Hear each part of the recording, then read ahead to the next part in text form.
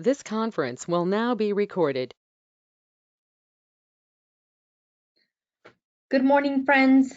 On behalf of the California Department of Veterans Affairs, welcome to this event honoring Sikh American veterans. I am Xochitl Rodriguez Murillo. I am the Deputy Secretary to Minority and Underrepresented Veterans at the California Department of Veterans Affairs. Just yesterday, we celebrated veterans and the contributions of our veterans in California and our nation. Veterans still serving and those who are no longer with us. We thank you for tuning in today, and we thank our partners who will be presenting substantive information on Sikh service members in the military. Now, before we get started, I would like to go over some housekeeping items for you today.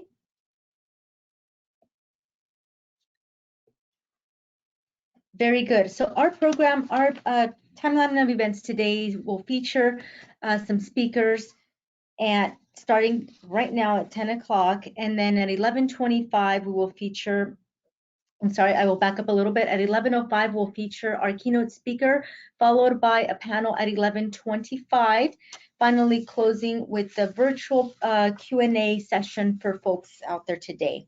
I do want to highlight, if you're looking at your screen, you have the ability at the very top to change the view to who's talking. If you see that blue arrow is pointing out to who's talking, you're able to switch that view back and forth to who's talking to all the presenters who are featured today and participating.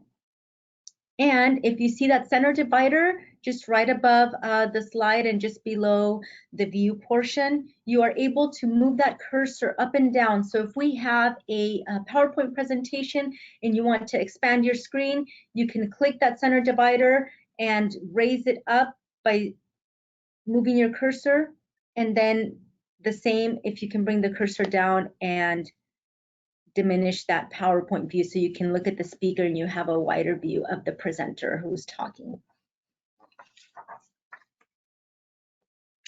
Very good. Now, to welcome us today is our very own Dr. Vito Imbasciani, Secretary of the California Department of Veterans Affairs. Dr. Imbasciani completed his medical school at the University of Vermont College of Medicine and his surgical and urologic residences at Yale New Haven College of Medicine. Yale New Haven Hospital and the West Haven VA Hospital in Connecticut. He earned his master's and PhD degrees from Cornell University and was a Fulbright Scholar to Rome, Italy in 1973. He held academic teaching positions at the University of Florida, Cornell University, and Middlebury College. Dr. Imbasciani was commissioned in the Medical Corps of the United States Army in December 1986 and retired after 27 years in 2014 with the rank of colonel. He has deployed 4 times in support of the wars in the Gulf and received the Meritorious Service Award, the Combat Medic Badge, the Army Commendation Medal 4 times, and California Order of Merit. Campaign ribbons include Operation Desert Storm, the liberation of Kuwait, and the global war against terrorism, both expeditionary and service. Dr. Imbasciani has practiced his urologic surgery in Los Angeles since 1991 and with Kaiser Permanente since 1997. He's presently the past president of the Los Angeles County Medical Association and the past president of the California Urologic Association. He was a member of the California Medical Association's Board of Trustees for 10 years and served on the board of the Southern California Permanente Medical Group from 2003 to 2013 and was its Director of Government Relations from 2007 to 2015. Governor Brown appointed Dr. Imbasciani as the 16th Secretary of the Department of Veterans Affairs in September 2015 and was confirmed by the State Senate several months later. A member of the governor's cabinet, he also serves on the board of the California Housing Finance Authority, the Vietnam Veterans Memorial Honor Committee, and the Governor's Military Council. And we will now, to begin this segment, play a welcome video on behalf of Secretary Imbasciani. Thank you again.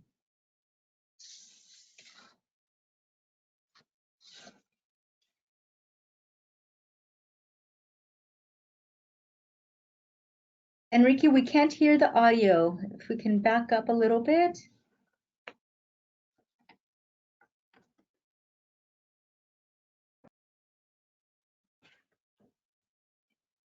Thank you for tuning in.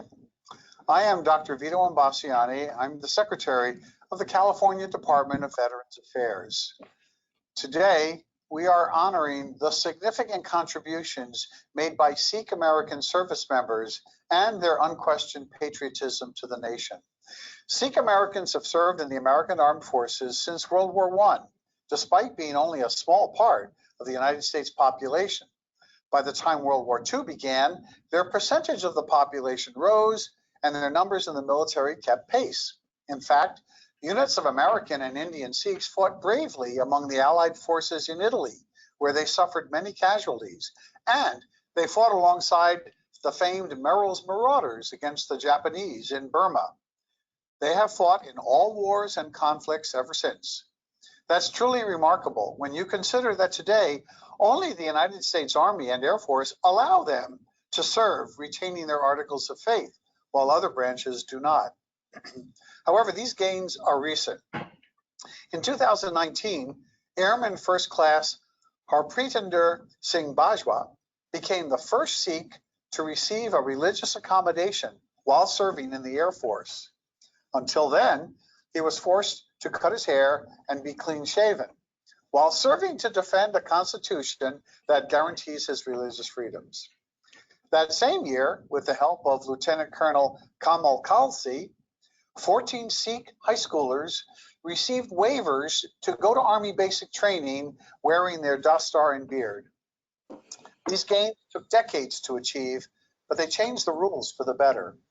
They remind us that throughout American history, we've gained civil rights through civil rights. In the military, a discriminatory practice falls only because someone challenges the system and wins, and opens the doors for others to follow. About half of the 700,000 Sikhs in the United States live here in California, and those who have served and are serving, when they return home, Calvet will be here. We will connect them with their earned benefits through education and advocacy and direct services. Calvet works tirelessly across the state to reach veterans through our local interagency networks coordinators, or links, as well as through the county veteran service offices, county, state, and federal agencies, and other local nonprofit organizations.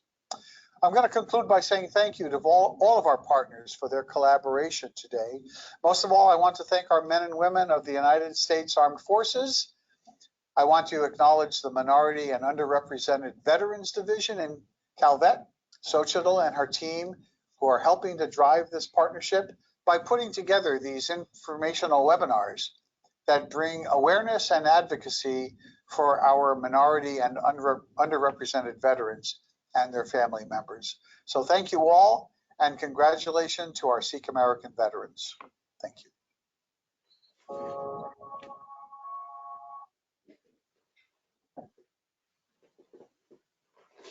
Very good. A good segue and introduction to today's programs. So before I move into what the Minority and Underrepresented Veterans Division is about, I do want to highlight today's speakers. Today we have Congressman Jim Costa, Assemblymember Ash Kalra, Lieutenant Colonel Kamal Khalsi, Kenny Dyson from the U.S. Department of Veterans Affairs, and members of the Sikh Coalition, Amandeep Singh Sidhu, and Giselle Clapper, and staff as well from these various organizations and offices. Thank you very much for helping put this event together. And on the other end, we have our Minority and Underrepresented Veterans Division team assisting with the transition today. Very good. So who are the Minority and Underrepresented Veterans Division? Our division focuses on ensuring that we deliver services and benefits to veterans regardless of their background. So we focus on delivering services throughout the state and connecting military service members and their families to the array of services we have here, regardless of race, ethnic origin, religion, gender identity, or sexual orientation, and regardless of, right, as we're looking at today, religious background. And we seek to identify any barriers to access through advocacy of programs. And next slide, Jose. And we do it through providing events and webinars and delivering information to all of our audiences statewide. And we're not limited to the programs that we're presenting here today. We're always open to taking suggestions and engaging our larger community And today what we're looking at is our first honoring of Sikh service members in the military. So what I'm going to present today is information on programs that we have carried through in the last several years. Next slide, Jose. We have our Pathway to Citizenship program, which focuses on delivering free legal services to veterans and their families who are seeking naturalization and citizenship. We work closely with the California Department of Social Services, legal service providers, and the governor's office to bring workshops to veterans throughout the year to ensure that these veterans are able to receive the assistance they need. And in many cases, what we'd like to highlight is for any service members out there that are currently serving in the military, the sooner you come to us to begin your process of naturalization or citizenship, the faster we may assist with your case. Next slide, Jose. Now, we've also featured programs geared to supporting and empowering our LGBTQ community. In the past, we have held forums, and most recently, we held a couple workshops highlighting discharge upgrades for veterans that were discharged under the Don't Ask, Don't Tell policy, which limited veterans to not sharing their sexual orientation or background in the military from the mid-90s up until 2010. And then we also held the forum, of course, celebrating the repeal of Don't Ask, Don't Tell. And in 2021, we hope to feature a larger summit. And due to COVID, of course, we are held here to our screens, but we hope to engage the community and somewhat in person and somewhat virtually in the next coming year. Next slide, Jose. All right, and in California, we have about 20,000 veterans who come from tribal communities or identify as Native American and Alaska Native. And so what we seek to do is we seek to reach those communities that live in rural areas. One of the things we did here in the agency was to reach out to tribes living in Northern California or areas that are hard to reach virtually and offered assistance with obtaining PPE and masks and getting those delivered through the efforts of Cal OES, who is actually doing the delivery of these masks. In the year to come, we hope to highlight VA benefits and programs for Native American veterans, specifically the Native American Direct Loan Program. And in 2021, we hope to continue our efforts to reach those tribes that live in rural areas so that we may better assist them, because many times we have tribal members who live far from VA medical centers. And so we want to make sure that services such as telehealth are effectively delivered. Next slide, Jose. Very good. Our roster was implemented this year, and it helps us connect with veterans throughout the state. If you are a service member or a family member of a veteran, please sign up to our roster. We deliver information on events such as today, on services and workshops to fill out claims. We work in partnership with our other divisions, Veterans Services Division and our Women Veterans Division, to ensure that we bring the whole package to our veterans. And so before I close with our information, I do want to highlight that in California, we have nearly 1.6 million veterans living in California. And out of those nearly 1.6 million, just over 660,000 or 38% identify with more than one ethnicity or race. And so what we do here in the division, of course, is empower our minority and underrepresented community, and we hope to connect all veterans and families with the benefits available. And so I think a lot of the first step and a lot of what we talk about here in the division is getting close to that veteran, making sure we are a reliable and trustworthy source so that veterans are comfortable reaching out to us. Okay, next slide. Okay, so here's our minority veterans email. We assist veterans with any question, whether it's on claims, it's on medical care, tuition assistance, you name it, please reach out to us. That is our email, that is our direct line to our division. And you may visit our website to review our programs listed below. And you may also find information on other divisions here at Calvet, to include our home loan program, which is a really good program. Not many folks know that Calvet is a lender and is an actual functions as a bank to deliver loans to veterans. And right now our loans are under 3%. They're just over 2%. So it's we're in a good spot. Go ahead and next slide, Jose. All right, and so here we have contact information for one of our program analysts, Ricky Powell, on the other end, and then that is my direct contact information for anyone who wishes to reach out to me directly. Very good. Wonderful. All right, folks. I hope everyone has had their coffee this morning. All right, so we have some great presentations today, and I want to welcome our first speaker and I want to give you first a little bit of information on his efforts to support the Sikh service member community. And we have Congressman Jim Costa joining us today. Mr. Costa represents California's 16th Congressional District. He has served as the San Joaquin Valley. He has served the San Joaquin Valley in the U.S. House of Representatives since January of 2005. Raised on a dairy farm in Fresno's Kearney Park area, Congressman Costa is a third-generation family farmer. As a member of Congress, Costa has applied his farming background to fighting for Valley water, agriculture, and the community. A lifelong resident of the Valley, Costa's committee assignments follow him to effectively advocate for the district. He uses his position on the Natural Resources Committee to fight for the Valley's fair share of water. This includes securing funds for dams, working to overturn unfair federal water regulations, and increasing Valley water allocations. On the Agriculture Committee, Costa has worked to increase federal support for Valley agriculture through the Farm Bill and other programs. When a milk price crisis devastated the region's dairy industry, he introduced legislation to protect Valley dairy families and local jobs. In addition to his committee assignments, Mr. Costa is a member of the fiscally conservative Blue Dog Coalition and has worked with his colleagues to support more responsible budgeting practices.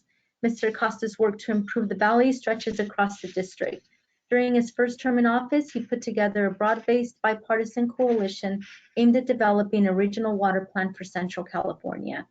He also led the negotiations between the City of Fresno and the State of California that secured the final funding necessary to complete the new Amtrak station in Fresno. During the 109th Congress, he played a leading role in the bipartisan effort to secure Highway 99 funding in the infrastructure bonds approved by the California voters in 2006. Costa was also a principal in the successful effort to secure congressional approval of plans to keep Fresno's 144th Air National Guard fighter wing viable well into the future. As a primary author of state legislation to create the San Joaquin Valley Air Pollution Control District, Costa continues to work with local and state officials to clean up the valley's air. Costa's efforts to strengthen Valley agriculture and the economy have been recognized by organizations like the American Farm Bureau Federation, who named him a recipient of its Friends of the Farm Bureau Award. Costa has also received the Spirit of Enterprise Award by the U.S. Chamber of Commerce. His work to crack down on violent crime and advocate for victims' rights was recognized by the National Organization for Victim Assistance, which named him recipient of the Donald E. Santarelli Public Policy Award for demonstrating outstanding public policy leadership. And Mr. Costa, welcome. Folks, Mr. Costa is also a member of the Sikh Caucus, and he has joined us this morning. Sir, I think I see you there. Thank you so much for joining us this morning. Well, thank you very much, Madam Deputy Secretary for Minority and Unrepresented Veterans. Can you hear me okay? Yes. Wonderful.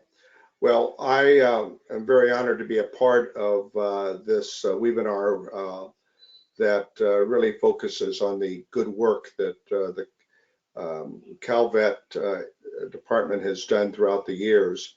I've worked with the department when I was in Sacramento as a state legislator to modify the Veterans Home Loan Program and the Farmers Loan Program. A lot of people don't realize that Calvet has been providing loans for farmers for decades, and the good work you do and your efforts, Madam Secretary, to provide outreach for minority and unrepresented veterans is to be commended.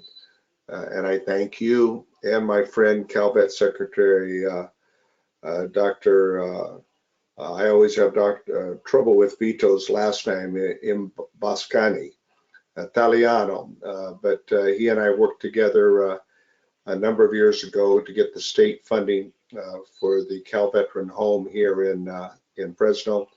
And then when I went to Congress, I was able to get the federal share of that funding, and that is a wonderful facility for our veterans who have served to live in their golden years. And I'm very proud of that facility, as I'm proud of our work with.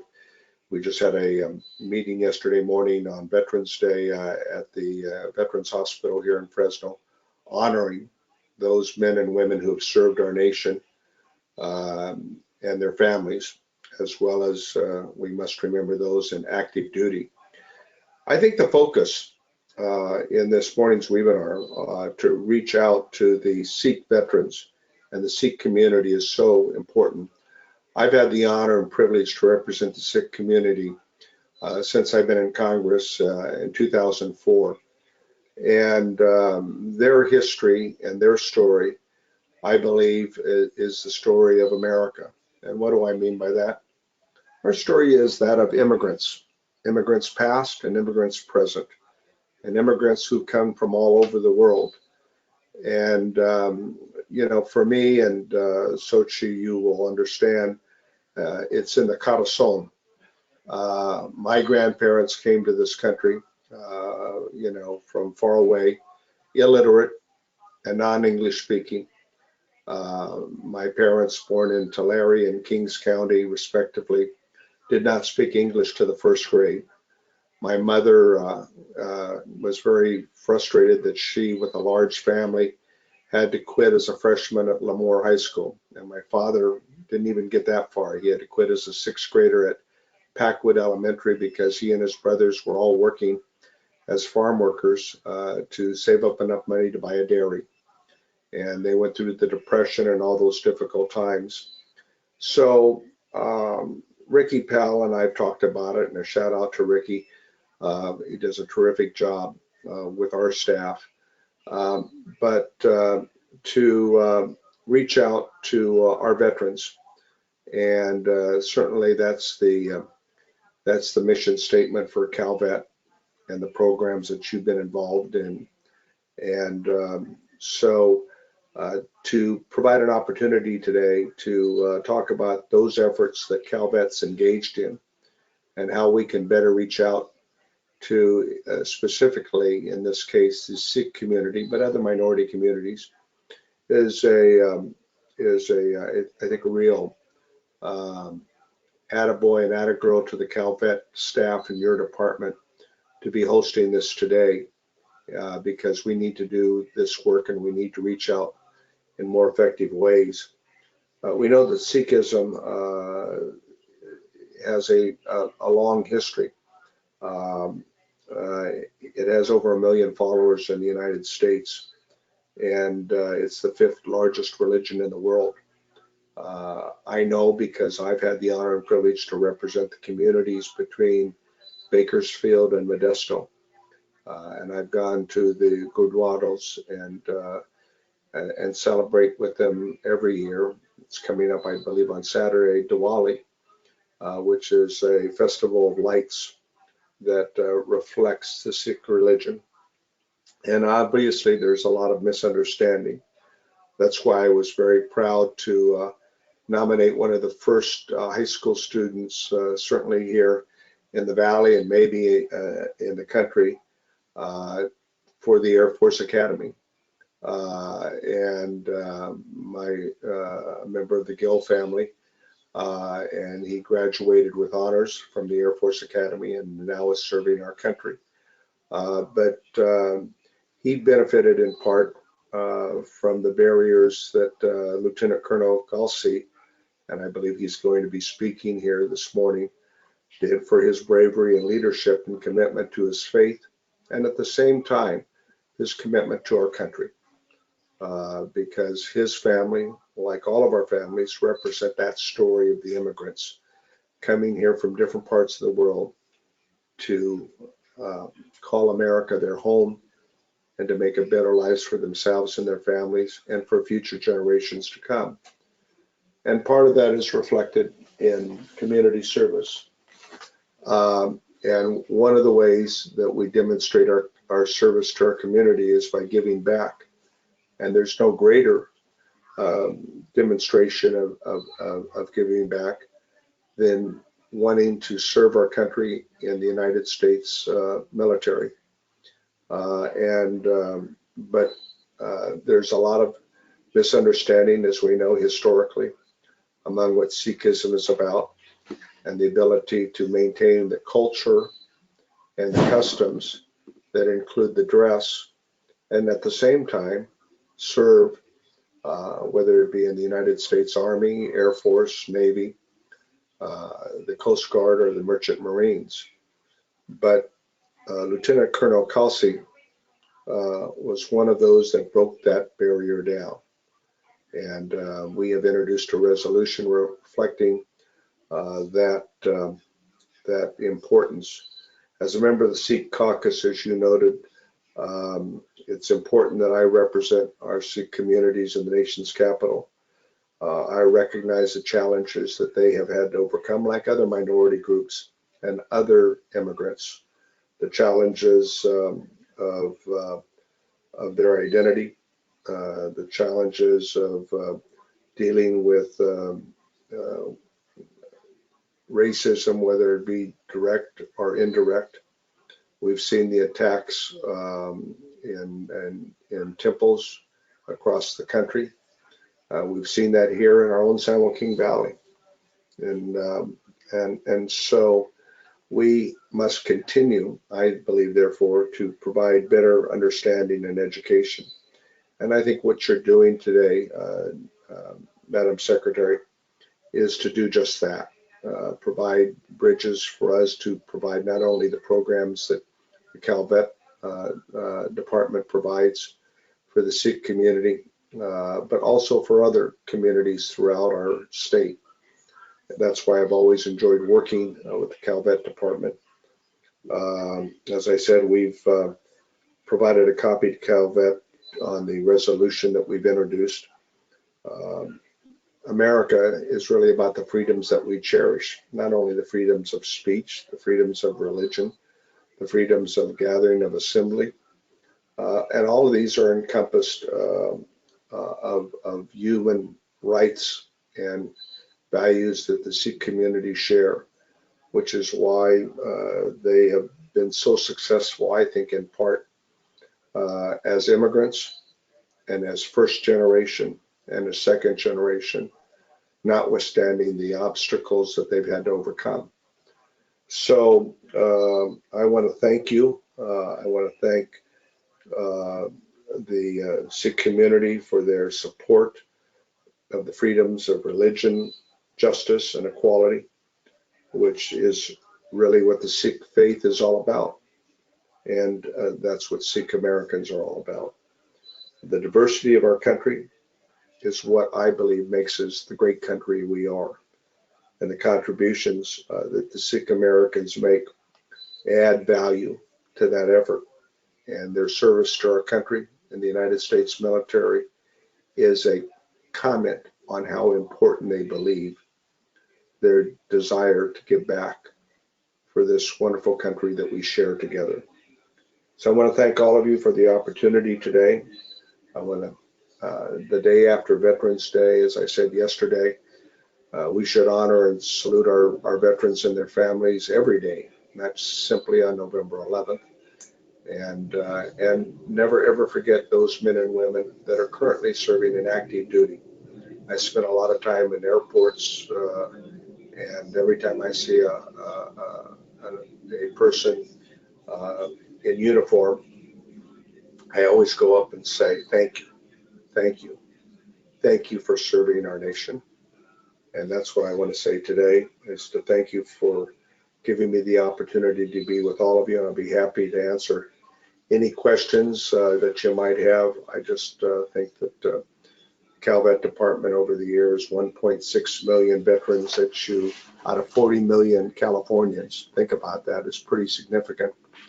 And the amount of minority communities that are part of those California veterans is significant. And so therefore, you're all to be commended, and I thank you. Thank you, Mr. Costa, for your kind words and for being a strong advocate for our veteran community and our Sikh community. We're grateful to have you here present today and to share the path of policy making and the successes of Sikh veterans and the work that has yet to be done. Um, Folks, I'll be and happy to take any questions or any comments anyone would like to make, and I'm really honored that the Lieutenant Colonel is participating with us. And please do me a favor, Deputy Secretary, give my friend, Calvet Secretary, Dr. Vito, my regards. will do. I haven't seen him in a while, but I always have enjoyed working with him and the sincere efforts he makes to provide the outreach necessary to do the job and the mission of Calvet. You bet, sir. And we hope we have the opportunity to visit in DC in the coming year. I will pass along your message. Appreciate it. So, folks, so sir, we do have a chat feature for questions, but if there's any couple hands raised out there that want to ask now, we have a Q&A portion at the end. But if we have any questions out there, we'll be more than happy to pass them on to the Congress member. Thank you all for your comments on the chat feature regarding services and commendations to our Sikh veteran community. Fantastic. Sir, I don't see any questions at the moment, but we're grateful to have you here. And yeah, if we're going to have another Q&A session at the end of the program for folks that want to come back with questions. Well, I have staff that is participating as well, both in my district office, I believe. Gabe Hubert is on this webinar, and I think we have part of our staff, Bradley Hart from Washington, D.C., who is also monitoring this. Unfortunately, I have another Zoom I have to do under the age of COVID-19. Someday, I suspect, like you, Madam Secretary, our lives seem to be one endless Zoom from early in the morning till late in the afternoon. I just got off of one. I'm also a member of the Hispanic Caucus, and so we were interviewing folks who are running for leadership positions, and then I've got 2 more this afternoon. So, and anyway, I really appreciate you giving me this opportunity. Thank you so very much.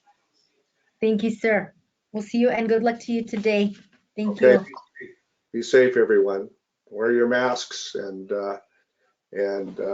that's we're going to get through this. It's going to be a difficult winter, but we will get through this, and we get a vaccine. And in the meantime, wear your mask. There you go, and wash your hands and social distance. Right. That's right, and we're good to go. And thank the governor as well. He's a good friend, and he's been very, very helpful on not only the challenges of COVID, but helping out with our water issues and our agriculture issues. And I thank him. Will do, sir. Have a great day. Thank you so much. Guests, as you've seen today, we have the support and backing of great leaders at the national level and at the state level and locally. And with that, I want to give a welcome to one of our state leaders today that is also joining us, Assemblymember Ash Kalra. Assemblymember Ash Kalra was first elected to the California legislature in 2016, representing the 27th district, which encompasses approximately half of San Jose and includes all of downtown. Assemblymember Kalra is the chair of the State Assembly Labor and Employment Committee. He previously served as the chair of the Aging and Long-Term Care Committee and continues to serve as a committee member, as well as serving on the Judiciary, Education, Water, and Parks and Wildlife committees. Assemblymember Kalra has established himself as a leader on issues ranging from criminal justice reform to the environment, as well as healthcare, sustainability, housing affordability, growing our transportation infrastructure, and expanding economic opportunity to all Californians. Additionally, he has authored resolutions to designate November as California's Sikh American Awareness and Appreciation Month.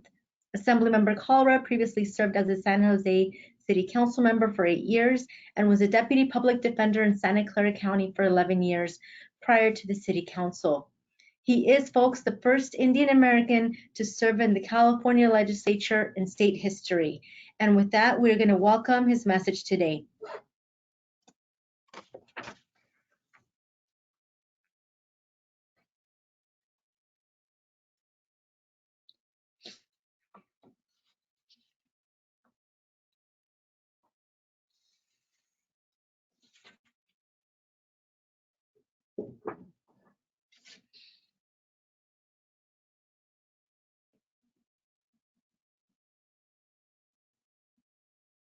Hey Zena, this is Jose Ayon. If you want to share your screen in order to pass out the assembly members' message.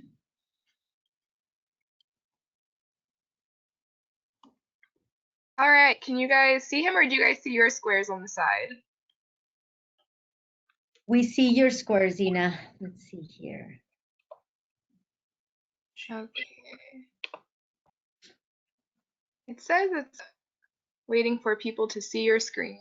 Uh-oh. Okay, so we might have to enable screen, Jose, on your end. I'm not sure because if that sounds like they may be Here, let to me share stop and try again. There we Screen. screen. There we go. Bear with us, folks, as we get this this video to you. Thank you. Yeah, it's giving me wait for people. Oh, there we go. Can you see him now? Let's see here. No, I don't. Oh. All right. Screen. Share. There we go. There we go. All Thank you, right. Zena. Let me make it larger. Sorry, folks. Team effort.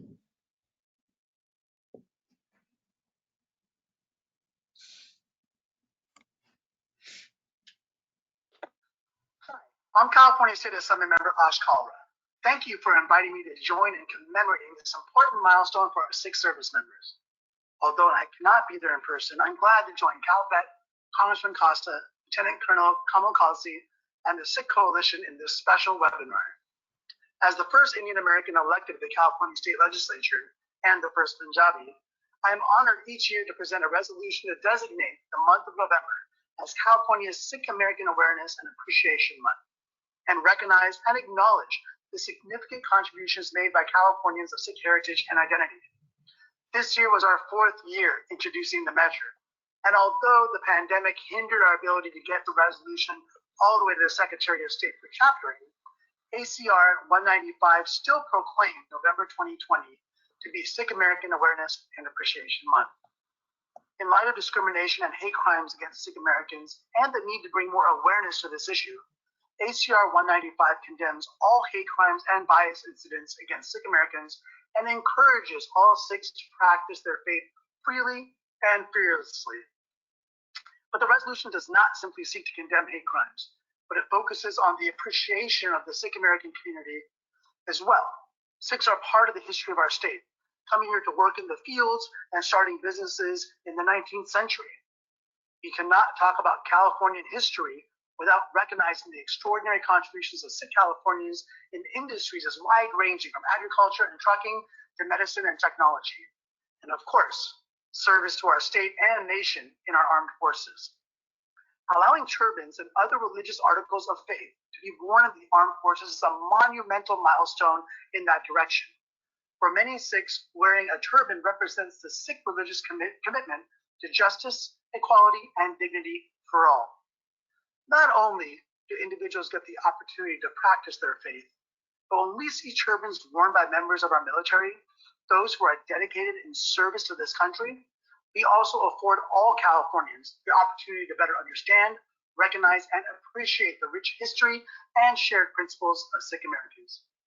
In the state capitol, we've held what I hope to be an annual tradition, Turban Day at the Capitol, which gives members of the Assembly, as well as the Senate, and the public the opportunity to experience their own turban tying and advance the goal of sharing Sikh culture and increase understanding and respect. I would also like to make note of the budget this year. and what was included for our veteran community members. The budget includes funding of $1.2 million to begin implementation of a new information technology project for a single electronic healthcare record system to replace multiple legacy systems. The system will streamline data entry and centralize health records to modernize Calvet's medical record keeping. Some of the recommendations from Calvet's master plan are also reflected in the budget, such as the realigning levels of care, which is done by adjusting domiciliary populations at Chula Vista and Yountville, converting current intermediate care facilities to residential care facilities at Yountville, and providing a continuum of care for residents of the veterans' homes. Lastly, the budget includes $1.1 million this year and $2.1 million ongoing to improve behavioral health services at the veterans' homes by standardizing mental health support staffing. As veterans return home, I know it's vital we make sure our service members have the tools and information necessary to navigate things like healthcare and the workforce, as well as adjusting back into society in a healthy, happy way. I just want to say that it's really such a huge advancement and a sign of the maturity and involvement of our community to see Calvet's recognition of the Sikh American community in this manner. And I want to thank you, Calvet, for hosting this first of a kind informational webinar commemorating this important milestone and honoring Sikhs serving in our air forces. I applaud everyone's participation today and welcome you all to open a dialogue with my office to share your experiences and how we can best support this community. Thank you all so much.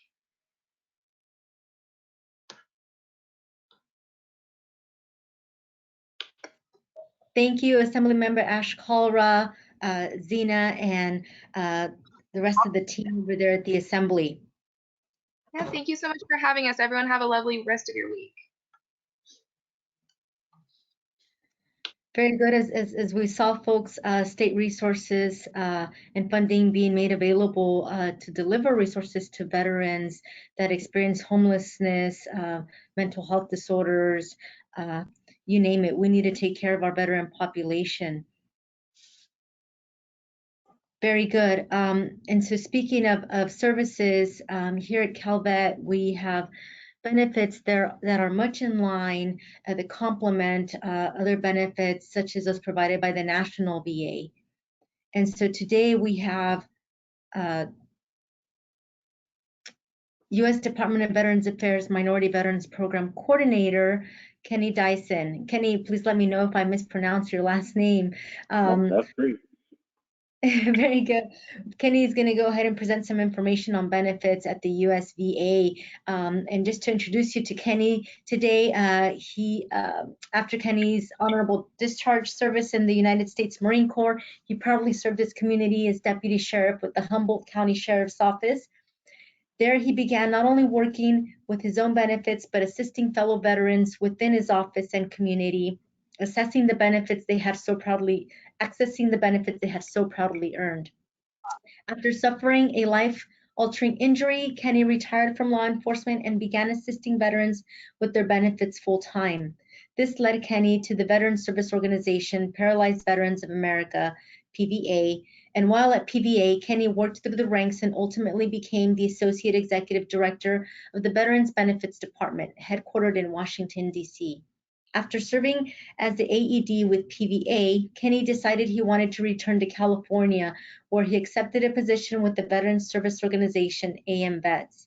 After serving as a Veteran Service Officer for 4 years, he accepted a position as a Veteran Service Representative with the Department of Veterans Affairs. And since joining the Veterans Affairs Department, Kenny has worn many hats. Currently, he is serving as a Minority Veteran Program Coordinator, as well as a Homeless Veteran Outreach Coordinator. Kenny, thank you for your service. Welcome. We appreciate you joining us. Thank you for having me. I'm honored to be here. I want to take a moment to thank Deputy Secretary Sochi and Ricky for inviting me. I understand that my program is a lot in line with Calvet's. So anytime we have that opportunity to provide outreach, especially to minority veterans, I like to take the opportunity to hop on here. So as Sochi said, I am the Minority Veteran Program Coordinator. And if we have some slides that move. let's see here. Basically, what I do is I do specific outreach. If we can just go to the next one. I just want to make sure that the veterans in attendance, and I'll be really quick, make sure they understand that the VA does have a minority veteran program coordinator. My job is specifically to do outreach to minority veterans.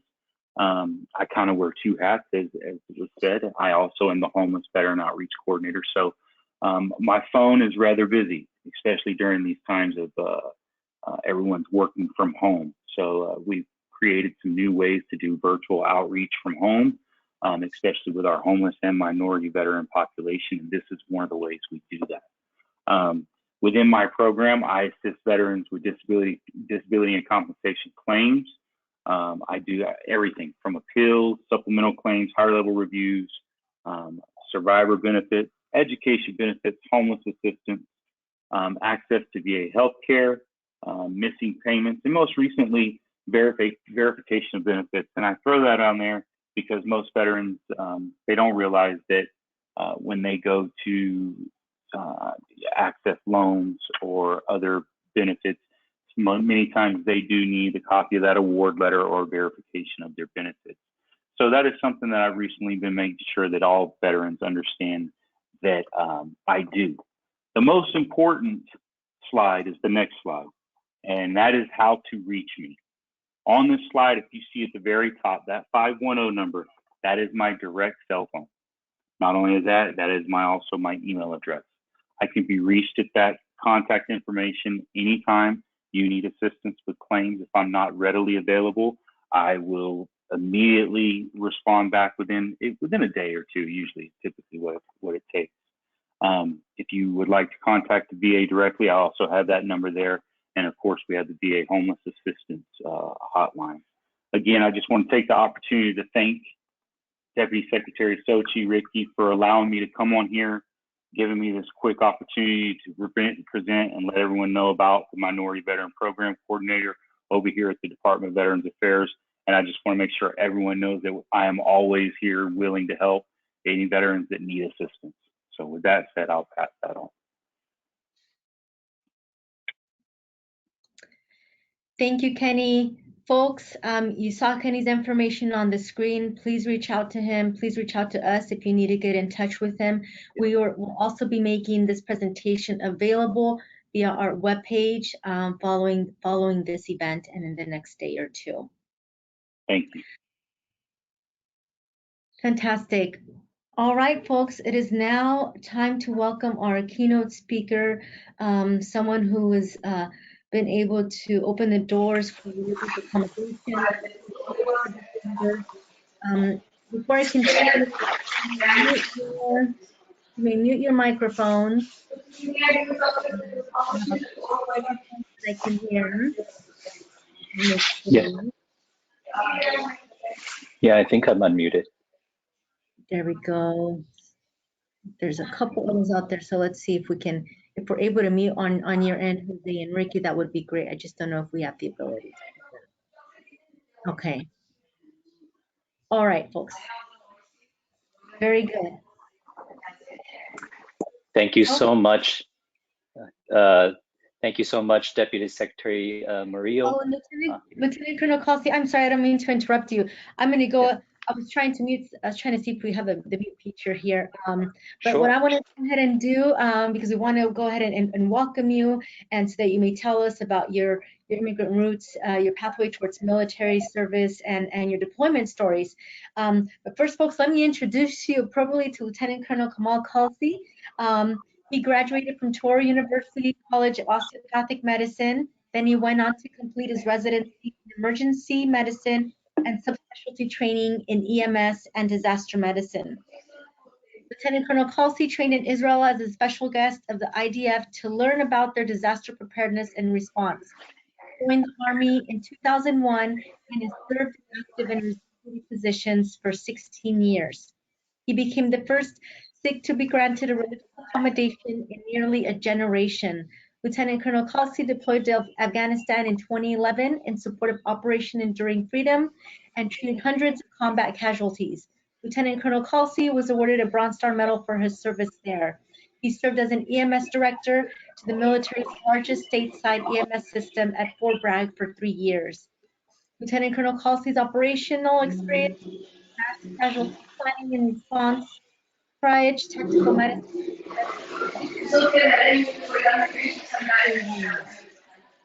in his spare time, he advocates for civil liberties with regards to religious freedom.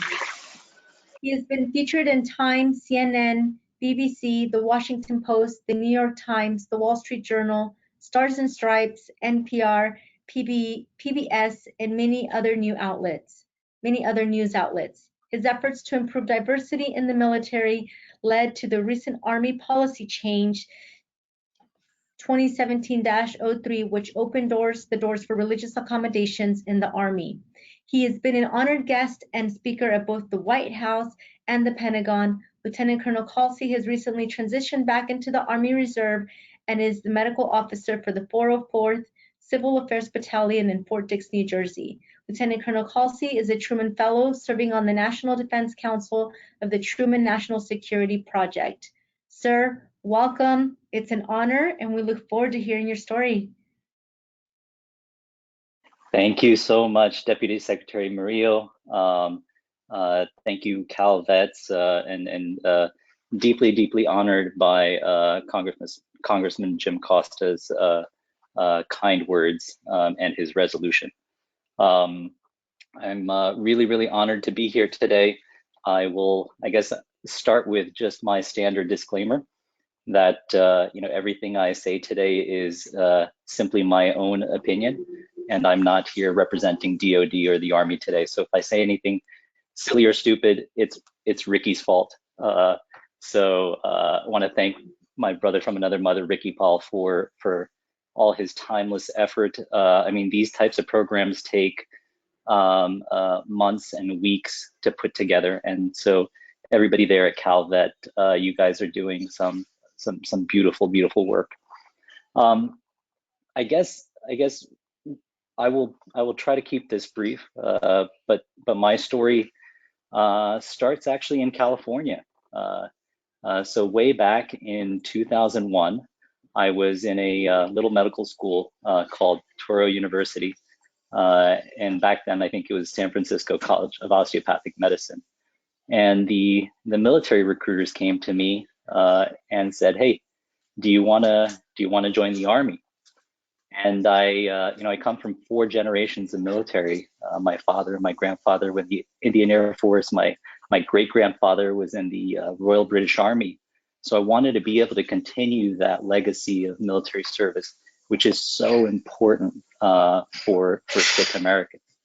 And so when the opportunity came, I said, "Yeah, I'm happy to serve, but I serve like this, with turban and beard."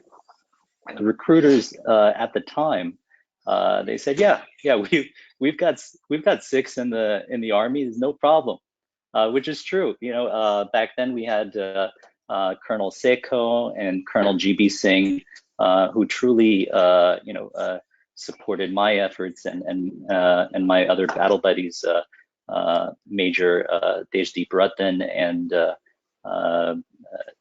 Simran Lamba, Private Simran Lamba. So we could not have done any of this alone in a vacuum. So we're very, very grateful to all the Sikh organizations that helped us with all of our efforts over the years, including the efforts of the Sikh Coalition, SALDEF, and the ACLU, and many others. So we really appreciate all the awesome work that those folks, as well as the Sikh Caucus and Congressman Jim Costa has done for the Sikh community. So I guess after I sort of took my oath of joining the Army and going through the initial stages of joining, really I just sort of floated under the radar for several years while I was in medical school and residency. It didn't become sort of an issue until my last year of residency, when I called my chain of command and I said, "Hey guys, I have never had an issue I've been on military rotation so far with turban and beard in uniform, but I just want you guys to know, as I'm about to join full-time active duty, that I have a turban and beard. And at that point, it was, they said, yeah, no issue. And then like a month later, I got this very, very different phone call. It said, well, actually, we looked at the regs, and during the Reagan administration, they had changed the policy so that Sikhs and other religious minorities could no longer keep their religious articles of faith. So it didn't just affect Sikhs. It also affected Jewish yarmulkes. It affected African American afros, in fact, and it also affected Muslim hijabs. So basically, any outwardly expression of religious articles were essentially banned in the early 1980s. So since that time, we had never had any Sikh officers or enlisted folks join because we were essentially cut out. The Jewish members of the Jewish community had a lobby, and so they were able to get yarmulkes back into the military. But the Sikh community, being such a micro minority, as you guys have mentioned, we are even though we're the 5th largest religion in the world, there's probably, give or take, maybe about 1 million of us here in the United States. So politically speaking, we're still sort of getting our legs underneath us. So I joined, and in 2009, after that phone call with my chain of command, they said, all right, well, initially they said, we want you to pay back the loans we paid for. And I said, I'm not doing that. that's not on me. That's on you guys. I'm happy to serve. So they said, all right. This guy's a pain in the ass. Maybe let's see what he can do. Let's see what we can do for him. So they said, all right, we'll write you a letter. And that's when I went to my my childhood buddy, Amriti Palla, who at the time had started helped start an organization called the Sikh Coalition. And he's like, hey, maybe we could talk to the Sikh Coalition about helping you with your efforts to join the military and open doors. So we did that, and it was we went through the chain of command, and really for the next year and a half, we did this dance with the Pentagon and the Army, just going through a mountain of paperwork to get myself in, and then so I became the first Sikh in like over a generation to get the religious accommodation to serve in the military with turban and beard. And then immediately thereafter, we had my buddy Major Ruthan and Corporal Lamba also get their accommodations. So we were very, very blessed, I guess, to be able to go through that process with so much support. It wasn't an easy process. I mean, God, to have to fight for a year and a half just to get into the military to serve your country that you call your home, the country that you would die for. It just didn't make any sense. And so I remember during some of those conversations that we were having with the Pentagon and the military, they had me speak with the Pentagon chaplain one day. So the Pentagon chaplain calls me, and he says, I was a captain at the time. So he said, Captain Kelsey, what would you do if the mission demanded that you cut your hair and remove your turban? And I was absolutely unprepared for that question.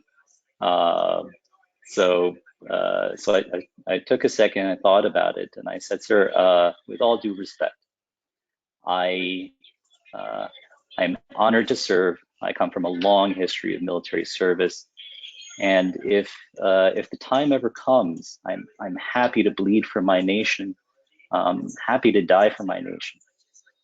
But I can't give you that which does not belong to me. I can't give you my turban. I can't give you my religious articles of faith, because those belong to my faith. They belong to my God, and that's not for me to give. And after hearing that, I think I felt there was a change in how they engaged with us, and so I believe they in very good faith started down the path towards religious accommodation for us, and it worked out. It worked out, and we've been working together to push all of DoD to change policy to allow Sikhs and other religious minorities to serve freely. When I deployed in 2011, and I have to give a quick shout out to my battle buddy, Captain Ryan Hepworth. He's that Tony Stark looking guy, a better version of Tony Stark. Yeah. So we deployed together, and those were tough times. Those were really tough times.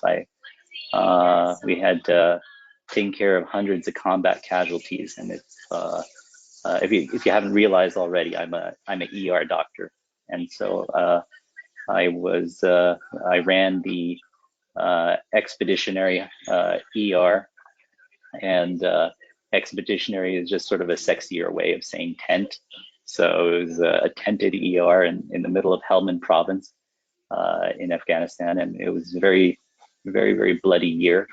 We were taking lots and lots of casualties, and so I seem to remember it was I believe it was the first day we landed when we saw multiple combat casualties come in, and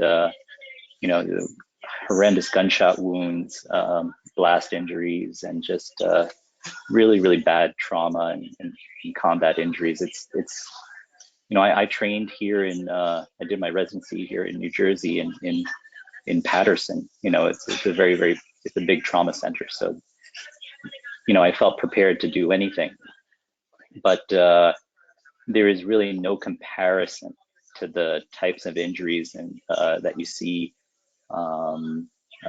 in war. Those are just very, very devastating injuries. So we worked hard, and we patched up these Marines that had been brought into us, and one of them in particular, let's call him Joe. Joe had pretty bad blast injury and some shrapnel. So we worked on him for some time, made sure he was safe, and stitched up his wounds and whatnot. And as he was being sort of led out, he grabs my arm and he says, "Thank you, brother." And that made me tear up, because that's what we've been fighting for so long. Is just, and that's what we've been fighting to prove is that it doesn't matter what religion you are. It doesn't matter what you look like. It doesn't matter if you have a turban or a beard or a yarmulke or a hijab. What matters is can you do the job, and can you do it well? Military's always been about that, and I think the boots on the ground understand that. And so we had a great deployment. I mean, it was not easy. It was tough,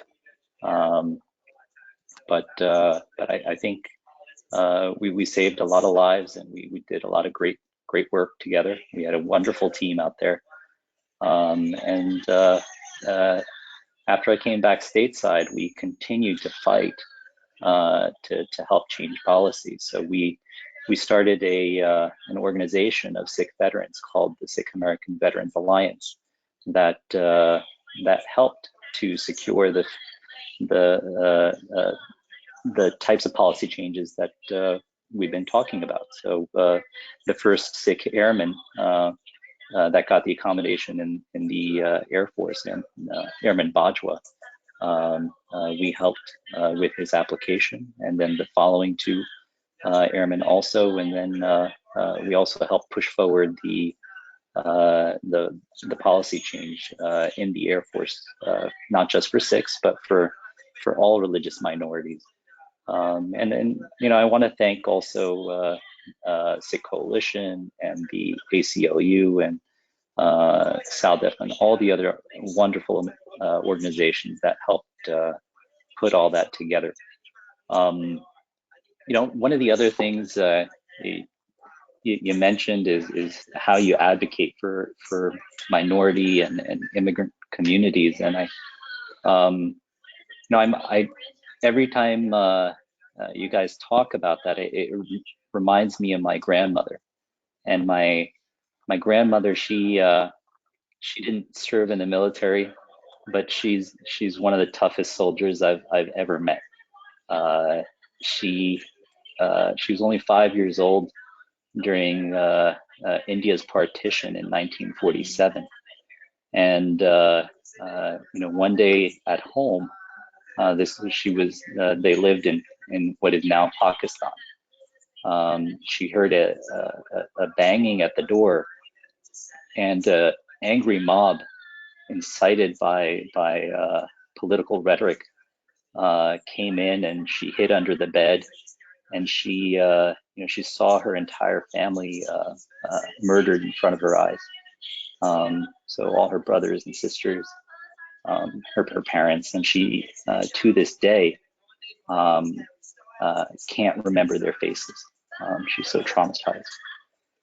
So she became an orphan, at the young age of 5, and she wandered the streets until a family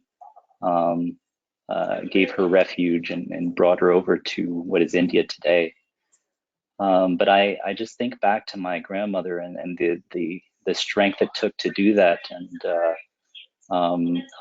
she's the root of our family, and I wouldn't be here today if it wasn't for her struggles.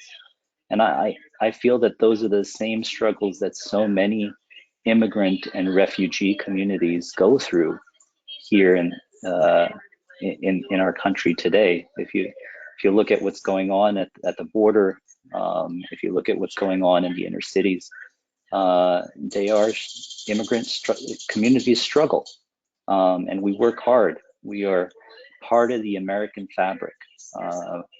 So this struggle makes us stronger. It makes us who we are, and it makes us appreciate and love this country. So I really, really appreciate the work that you guys are all doing. I am honored to be here with everybody, and really, really am looking forward to the panel discussion that is upcoming with my friends Amin and Giselle. So happy to answer questions, and also quick shout out to my good buddy Sergeant Kara. Thank you. Thank you, sir. It's great to see your battle buddies here, and supporting and watching with us. Thank you for joining us all. It's as you're talking about your grandmother and our ancestors, that they always remind us that anything, the hardships they endured, their sacrifices always remind us that anything we want to do, any challenge we want to overcome is possible, so long as we put the work into it. And gosh, yeah, they are the force. And we're very grateful for all the work that you've done in the military, and with all of your colleagues and the Sikh Coalition, and we look forward to bringing this back when more policies are approved on some of our military branches out there that haven't done so. And with that, I want to go ahead and welcome the Sikh Coalition today. So we have a presentation followed by a panel, and our panel will be moderated by policy analyst Jose Ayon, who works here in our Minority and Underrepresented Veterans Division. And so with that, I'm going to go ahead and introduce our Sikh Coalition partners today. And I will start with Amandeep Singh Sidhu. He is a Sikh Coalition co-founder. Aman is a native of Richmond, Virginia, and has dedicated much of his adult life to supporting issues of importance to the Sikh community. Based in Washington, D.C., he is a nationally recognized litigation partner with the international law firm of Winston & Straw LLP. Aman's practice is focused on regulatory and compliance counseling, state and federal government investigations, and complex civil litigation in the healthcare and life sciences industries. Notably, when he made partner at his previous firm, McDermott, Wool & Emery, in 2013, he was the first turban-wearing Sikh to become a partner at an American Lawyer 100 ranked firm in U.S. history. He is involved in numerous efforts to support diversity, equity, and inclusion in the legal profession, and wrote about his personal experience as a Sikh lawyer in the National Law Journal. Aman previously clerked for the Chief Judge Walter S. Felton Jr. of the Court of Appeals of Virginia, and while clerking was a member of the National Association of Appellate Court Attorneys. At that time, he was appointed by Supreme Court of Virginia Chief Justice Leroy R. Hazel Sr. to serve as a task force member of the Commission on Virginia Courts in the 21st Century, to benefit all, to exclude none. Aman is also a co-founder of the Sikh Coalition, serving as the regional director of the National Capital Region and of the Southeast Region. Since moving to private law practice in 2007, he has served as pro bono counsel. He has served as pro bono counsel to the organization and has facilitated over $2 million in free legal services. Aman has personally led lobbying efforts in the U.S. Congress regarding hate crimes, profiling, workplace and public accommodation discrimination. Over the past 10 plus years, he has served as the lead outside counsel in the Sikh Coalition's ongoing campaign to end the U.S. military's presumptive ban on the service of observant Sikhs and other religious minorities. And folks, joining Amandeep Singh is also Senior Staff Attorney Giselle Clapper. Giselle joined the Sikh Coalition as a legal fellow in October 2017 and was hired as a staff attorney in December 2017. She was promoted to Senior Staff Attorney in May 2020. In this role, she provides legal assistance and advocates on behalf of Sikhs who have been discriminated against or subject to bias upon their religious beliefs or Sikh identity, as areas such as hate crimes, bullying, profiling, employment discrimination, and religious rights cases. As Senior Staff Attorney, Giselle leads the Sikh Coalition's work on challenging employment discrimination in the U.S. military, securing accommodations for Sikh articles of faith in schools and public spaces, and advocating on behalf of hate crime victims to ensure law enforcement is adequately cultural competent to address anti-Sikh bias. Giselle was also lead on litigating and settling an 18-month-long bias-based school bullying case, which was successfully settled in 2019. Additionally, Giselle has been featured in a variety of media outlets, including News 21 and a documentary exploring the rise of hate crimes in America. Prior to joining the Sikh Coalition, Giselle was an associate at the law firm of Tina Foster, where she focused on civil rights and international human rights issues. Giselle has a deep commitment to the defense and protection of human rights.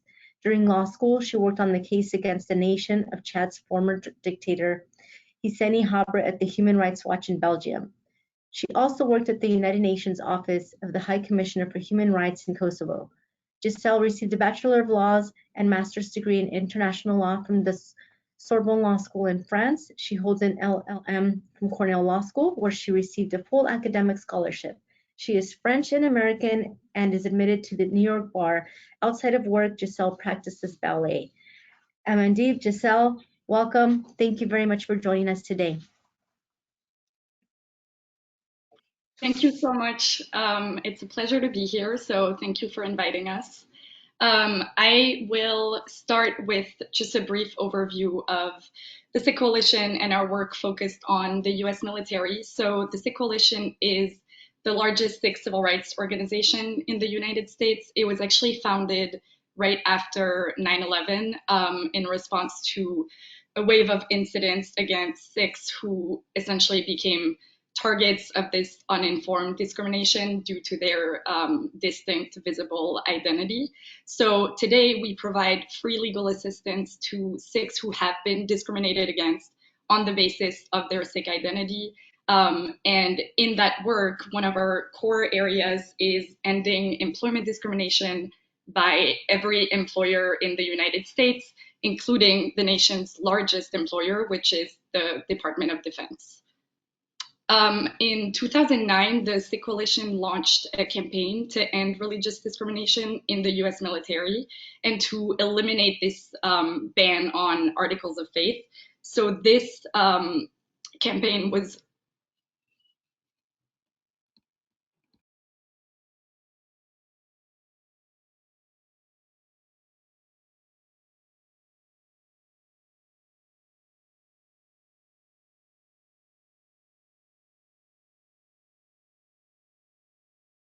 I can't tell if everyone froze or we just lost Giselle for just a moment. I think we lost Can you Giselle for hear just a me? moment. Well, this is Aman. I'll fill in while she's reconnecting. First of all, thanks to Calvets. Thank you for having us. Thank you for the very kind introduction. It's really an absolute honor for us to be here for an event that honors the long history of service of Sikhs in the U.S. military. I think Lieutenant Colonel Culsey gave you the very personal and poignant story that really launched the campaign that we've all been engaged in at the Sikh Coalition and with various partners over the last decade and counting. Looking at sort of the history, again, Lieutenant Colonel Culsey gave you a little bit of a brief intro into that backdrop, but I'll add a little bit more color. As was shared in my intro, I grew up in Richmond, Virginia, has a lot of historical significance in our nation's history, not all of it positive. My parents were the first Sikh family to settle in Richmond when they moved there in the late 1970s. And we used to sit around the dinner table and have conversations about what it meant to be an American. What does it mean to truly be a part of another country that my parents had chosen to move to build their life and their family? And the conversation always came back to military service. The idea of being able to serve your country is, at the end of the day, the ultimate sacrifice, and one that we celebrated yesterday with Veterans Day. And so it was instilled in me as I was growing up, that the idea that if we could get to a place where Sikhs, observant Sikhs wearing turbans and beards, could freely and openly serve in all branches of the military, it would be historically significant, not just for the Sikh community, but broadly. It would reflect the diversity of our country. It would have far-reaching ramifications in other forms of employment. And so that was always in the back of our mind. And as was mentioned, I was a co-founder of the Sikh Coalition. So we, on the days after 9/11, tried to scramble and put together a framework for supporting well over 500,000 Sikhs in the United States that didn't have access to legal services and advocacy and lobbying. And so we tried to fill those gaps. And one thing we could always point to was the fact that there were Sikhs serving in the US military. And as Lieutenant Colonel Culsey said in the outset, there were dozens of Sikhs who had actually served throughout the 20th century. And so when we talk about the early 1980s, there were, give or take, about 24 turban-wearing, uncut beard having Sikhs serving at that time in the US Army. And the policy that changed in the early 1980s was not specifically targeted at the Sikh community. The history, as we understand it, was that you came out of the Vietnam War. It was an era where standards had fallen across all of the branches, and there was a real sense in the early stages of the Reagan administration that we needed to clean up all branches of the military and adopt more uniform standards. So the lack of facial hair, very specific short and tight haircuts, eliminated the ability for Sikhs to keep a beard and wear a turban. It impacted observant members of the Jewish faith that wanted to wear a yarmulke, conservative Christian women that had longer hair that they wanted to wear open, or a cross that they may have wanted to wear, but was no longer permitted as part of their uniform. And so it was a policy that was on its face, seemingly neutral, but had far-reaching ramifications that impacted a number of minority communities, including the Sikh community. And so then you fast forward to 2009, and we had the absolute honor to represent Lieutenant Colonel Kelsey and Major Ratan when they were facing the quagmire that Lieutenant Colonel Kelsey just described for you. That they, on the basis of the fact that very senior full bird colonel turban-wearing Sikhs were serving in a couple of parts of the United States, that of course Lieutenant Colonel Kelsey was going to be able to serve his active duty service and not be obligated to repay his education expenses that had been picked up by the federal government. That was not to be as easy as we would have hoped it would be. And so at the time, we partnered. I say we, I was at the time at McDermott, Will & Emery, major international law firm. We partnered with the Sikh Coalition. My firm committed any and all resources to support this campaign in perpetuity. And that is carried over to Winston and Strawn, where I am now.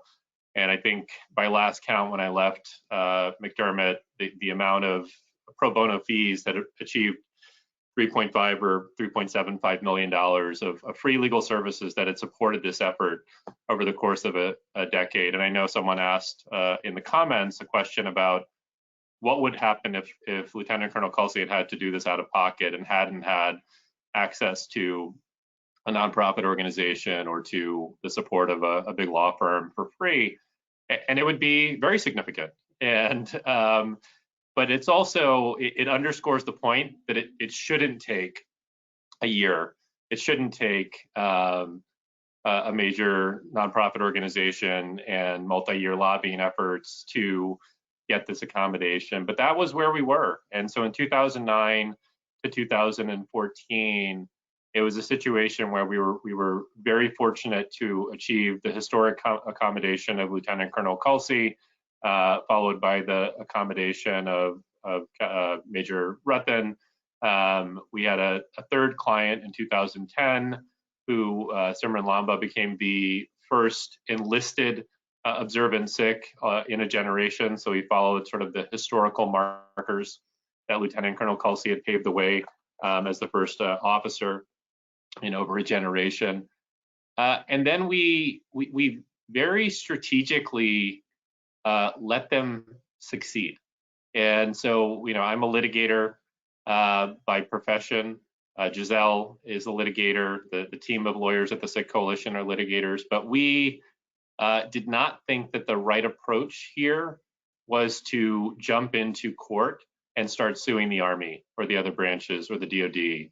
It was to revolutionize and shift hearts and minds towards acceptance that this was the right thing to do. And so Lieutenant Colonel Kelsey often uses the term proof of concept. And we all adopted that as what our mantra was, that this is doable, that if you wear a turban and you keep uncut hair on your face and on your head, that's not incompatible with the safety and uniformity standards of the Army or the other branches. It's not incompatible with robust esprit de corps. It does not degrade unit cohesion. And so the ability for Lieutenant Colonel Kelsey and all these other clients to deploy to Afghanistan, to come back decorated with various awards, to build trust and acceptance with their peers up and down the chain of command. There was no better advocacy for the campaign. And so we looked to the integration of African American soldiers, the end of Don't Ask, Don't Tell, the integration of women at every level of service. And we said, let's do this incrementally, and let's do this very deliberately, and let's not result in a situation where we're creating a hostile environment for Sikhs to serve because of the way in which it came about. And so that's really how we proceeded for the first 5 or 6 years of this campaign. Can we jump to the next slide? So I'll jump in here, and then we'll see if Giselle was able to reconnect. But in 2014, 2015, it's sort of the point at which we started to hit some significant hurdles. And with every circumstance, there are growing pains, and we sort of hit those growing pains. That the Army appeared very happy with the service, Lieutenant Colonel Kulsi and Major Ratan and Specialist Lamba, but maybe that was enough. The experiment went fine, but we're going to stop. And so we were approached by an individual, Captain Simrathpal Singh. He goes by Simmer, and Captain Singh actually attended an event at the Pentagon. Lieutenant Colonel Kulsi was integral in helping to pull together a commemorating event for one of the major Sikh holidays called Vaisakhi, which is in the spring, around the middle of April. And so over the course of several years, the Pentagon, through the chaplaincy's office, held an event celebrating the service of Sikhs in the U.S. Army and other branches. And at that event, Captain Singh, who at the time was clean shaven, his hair was cut, he came to that event as a member of the Sikh community, but he also saw 3 or 4 turban-wearing Sikhs in uniform, and he came to me and he said, how did they do that? And so we took that opportunity to help him understand what we'd been doing for the last 5 or 6 years at that point. And his story is such that in 2006, so a couple of years before this campaign was launched, he had the great honor to be accepted to West Point. Wore a turban, had a beard, had never cut his hair, consistent with the practices in the Sikh faith, and showed up at West Point and was essentially told, cut your hair, shave your beard, or pack your bags and go home.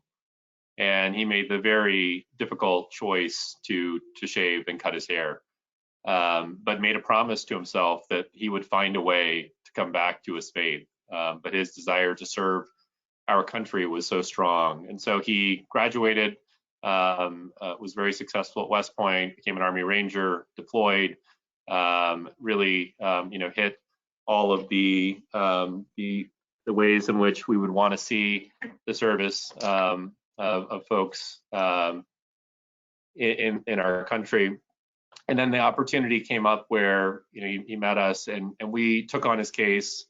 We ultimately had to litigate in 2016 his case as well as a few others.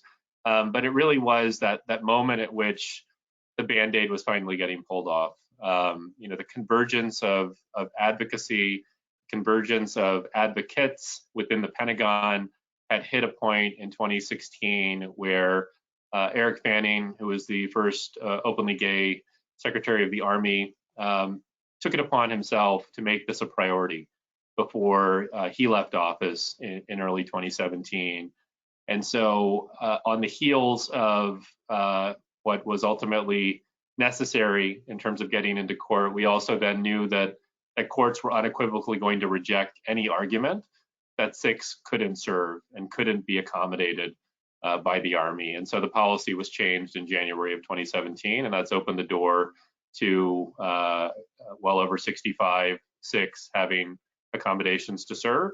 All of the strides that were made in the Air Force. We have 2 clients that are at West Point who are in their senior year with turbans and beards. And so that sort of takes us through 2019, but I see that Giselle is back on, so I'm going to hand it back to her to cover the rest of the presentation.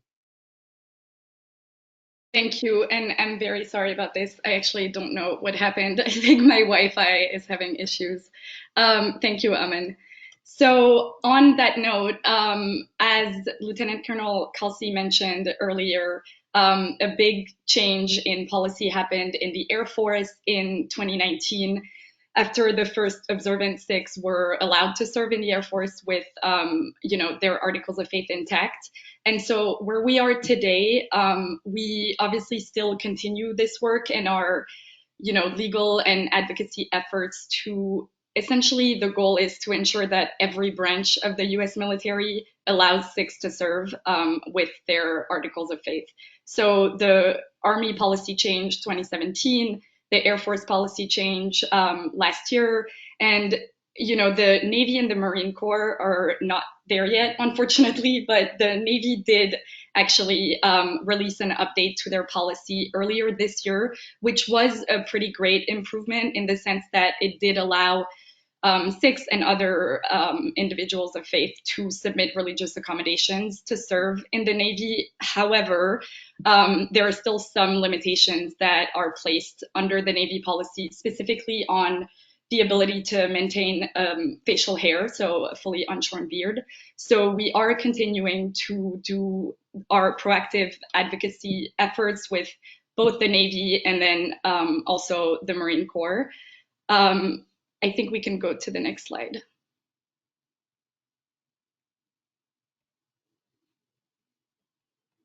Thank you.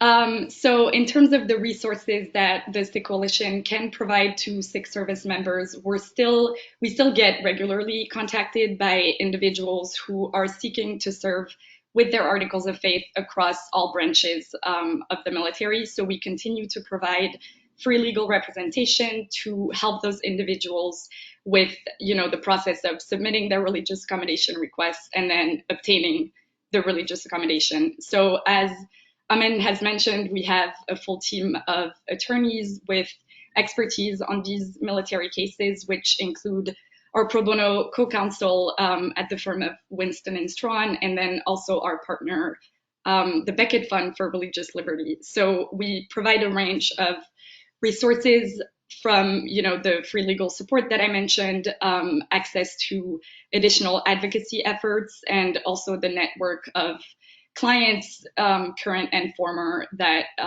we have to help with the ins and outs of the process, and hopefully eliminate fully the barriers that are placed on Sikhs who wish to serve with their articles of faith intact in the military.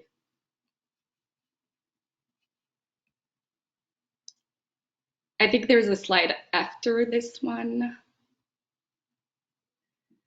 Yes, thank you. So as a conclusion, obviously, we believe that no service member should ever have to choose between their faith and their career. And we also believe that, the military, the Department of Defense, is the nation's largest employer. And so what the DoD does is inevitably noticed by employers all across the country. So if the DoD eliminates barriers for Sikhs to be able to serve, that also creates an incentive for other employers to stop discriminating against Sikhs and other religious minorities.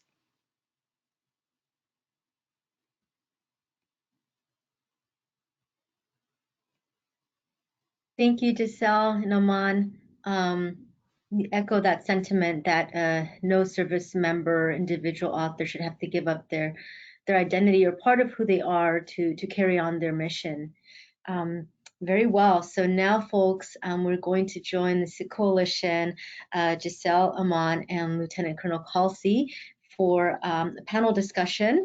And with that, we're going to have Jose Ayon leading, our panel policy analyst here at the Minority and Underrepresented Veterans Division. Thank you, Jose. Thank you, ma'am. And I just want to thank the Sikh Coalition, Lieutenant Colonel Kelsey as well for joining us. So I'll read some of the questions. Anyone can arm in and we'll take it from there. So the first one that I have for our panel is, can we start by just why it's so important to maintain the religious articles of faith?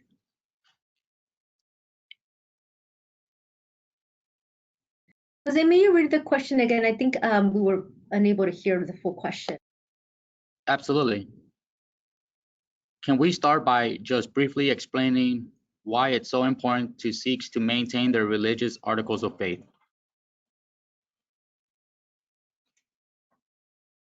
I'm happy to take that one. So, just sort of going back to sort of Sikhism 101, so to speak. The Sikh faith is a little over 500 years old. It is the newest of the major world religions. It's the 5th largest religion in the world when you look at the global representation of the faith.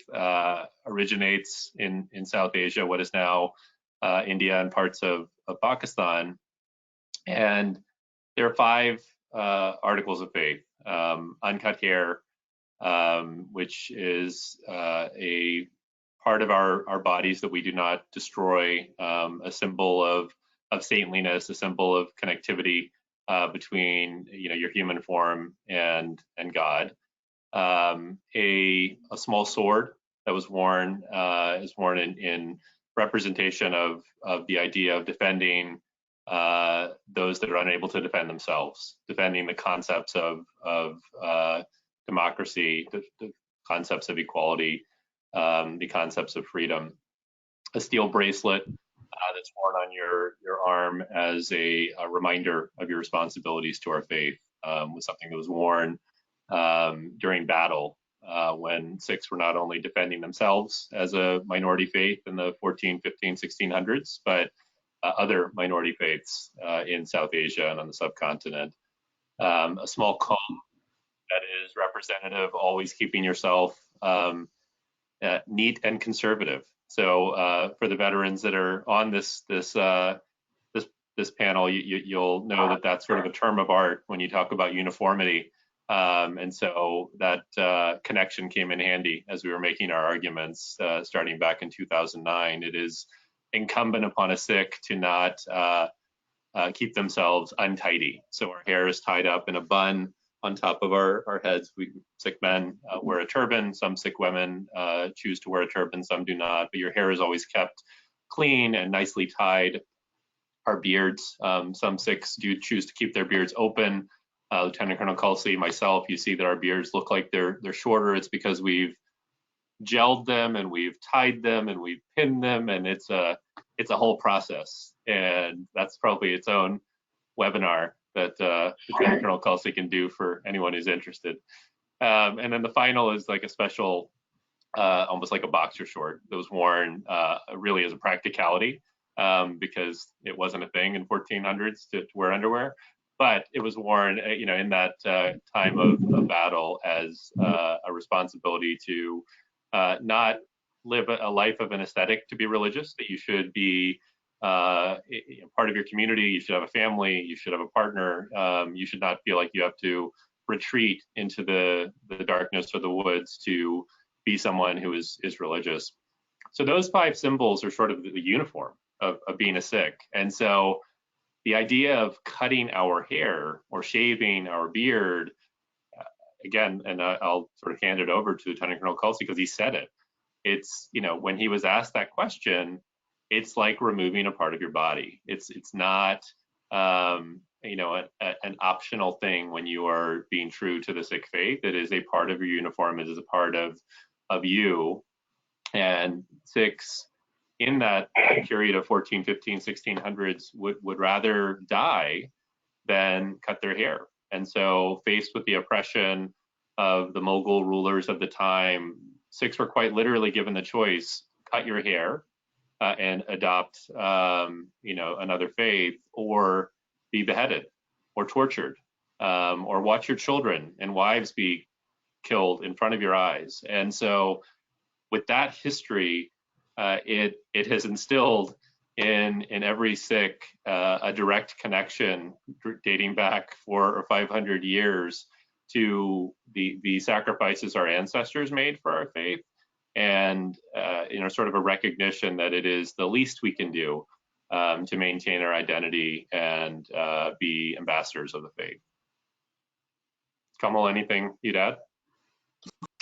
Yeah, no, I think you put that all very eloquently and put it very well. Sikhs have been wearing underwear to battle since the 1500s. And it makes sense, right? Like, how do you go to battle without underwear?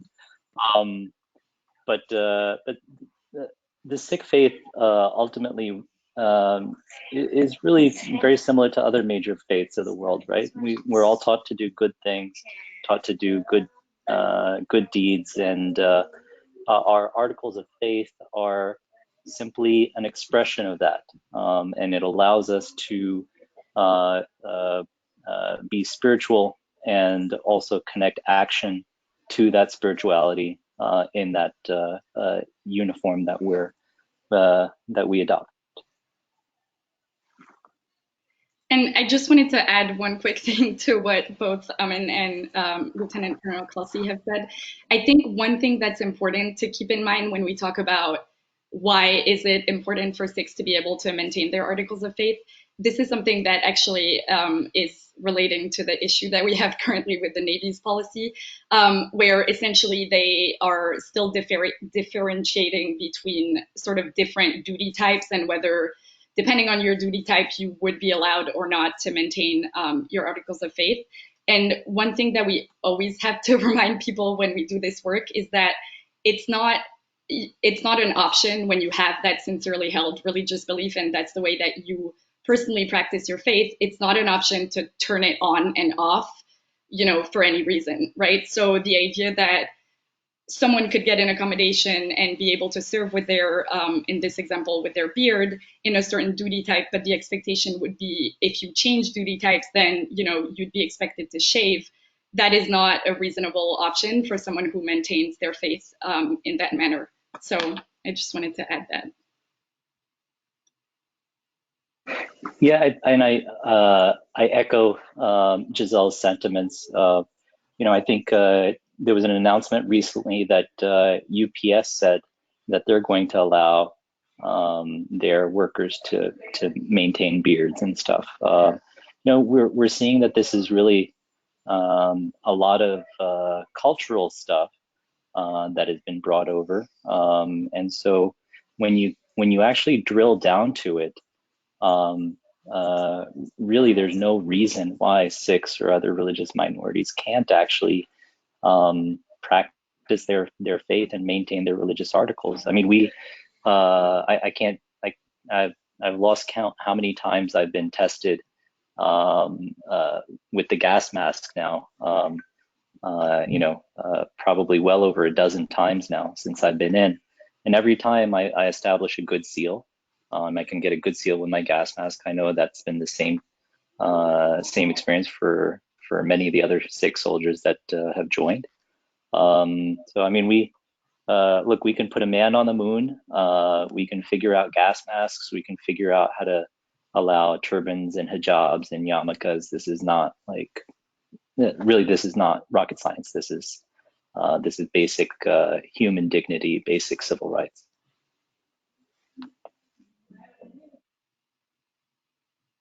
Thank you so much. We'll move on to the next question. It's actually from one of our attendees, so I'll read it straight from the chat feature. There's a rich history of Sikhs serving in the U.S. Army before the policy change in the early 1980s.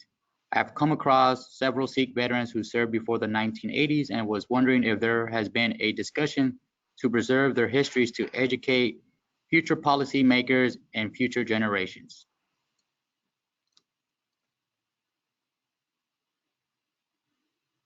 Well, do you want to take that with what Seva is doing? And yeah, I think both Seva, the Sikh American Veterans Alliance, and Sikh Coalition have been documenting a lot of the historical service of Sikhs in the military from the early 1900s with Bhagat Singh Thind, who actually was in the U.S. Army. He was Sergeant Thind, and he was then refused citizenship. He was refused U.S. citizenship because he was not Caucasian. And it's really interesting. He was not allowed to own property. He was not allowed to own a gun, all on the basis of his race. So So yeah, we try to work on documenting a lot of that history. We in fact went to the National Archives and hired a researcher who found that there are actually Sikhs that were serving in the 1800s, in the late 1800s. So often people say, "Oh yeah, we've been served. Sikhs have been part of the military since the early 1900s." In fact, we've been part of the military tapestry since the late 1800s. And I maybe Giselle, you guys can follow up with the other areas that you use to document this history. Yeah, I mean, I'll echo what Lieutenant Colonel Kelsey said. It's definitely something that we think is important to highlight, that rich history of service by the Sikh community, and it kind of goes back to also what Amin mentioned earlier with the idea of the proof of concept.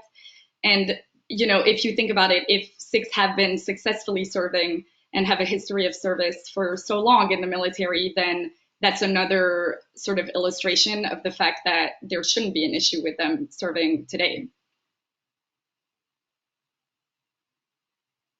Yeah, and I'll just add that, the fact that we mentioned inflection points, and you can kind of think back to the 2016, 2017 timeframe. It's when Justin Trudeau was elected Prime Minister in Canada, and he chose as his Minister of Defense Harjit Singh Sajjan, observant Sikh who had served extensively in the Canadian Armed Forces. And so, there's sort of this modeling behavior of capturing history as it's happening also. But when we first launched this campaign in 2009, it's sort of an interesting quirk in the story is that Lieutenant Colonel Kelsey is a physician, Major Ruthan, a dentist. And at the time, there were two colonels, a physician and a dentist, who were planning to retire. And so when we had a press conference to launch the campaign, the four of them stood next to each other. But that's indicative of the fact that we took it upon ourselves to try to find as many of those Sikhs who had served in the latter part of the 20th century and were still around to capture their story. And so you can go to the Sikh Coalition's website, and there are a dozen or so profiles of folks that served in the 60s, 70s, 80s. And it's not complete. And if there are people hiding in the woodwork or in the Calvet universe, given the history of how large the community is in California, we would welcome the opportunity to capture that.